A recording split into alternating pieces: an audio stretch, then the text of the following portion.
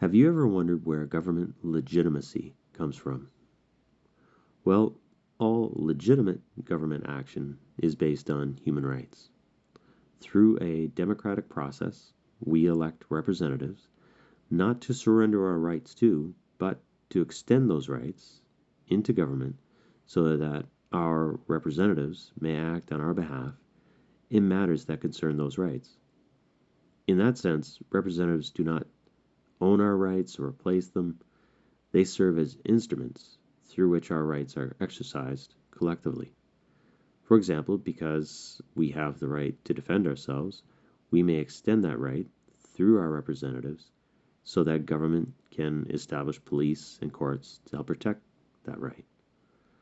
The problem begins when government starts doing things that are not grounded in rights. Consider hunger. You may be very hungry, but does that give you the right to break into your neighbor's home and take his food? The issue is not whether such an act is understandable or we may be sympathetic to. The issue is whether it is a right.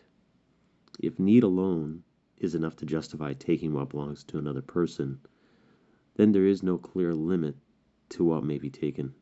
And if there is no limit there is no limit to the appetite of a government acting on that same principle.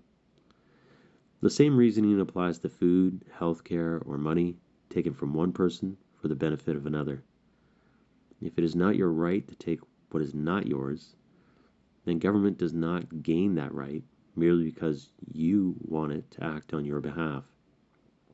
Everything the government has was sourced from somebody. Therefore, when government takes or acts outside of the protection of those individual human rights extended through it by its citizens, it is acting illegitimately, and in principle, that kind of action may be resisted as one would resist any thief or violator. Now, still, as with any human institution run by those same humans, grace and prudence should always be considered. And whether we've actually reached a point where resistance is wise or timely, well, that's a matter for another video. Thank you.